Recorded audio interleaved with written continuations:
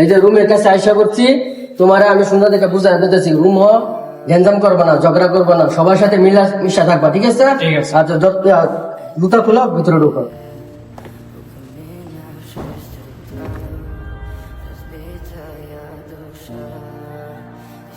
আসসালামু আলাইকুম ভাই, রুমে কেউ আছেন?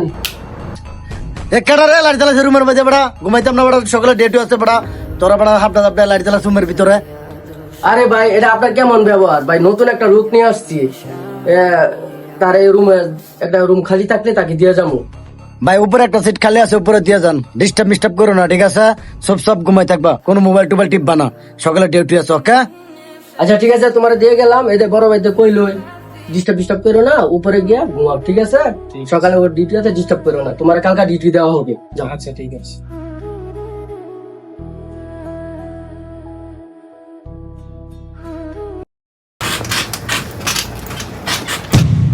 এই মেয়ে তোমার না করলাম লড়াছড়া না করতে, মেয়ে লড়াছড়া করতে ঘুমাইতাম না।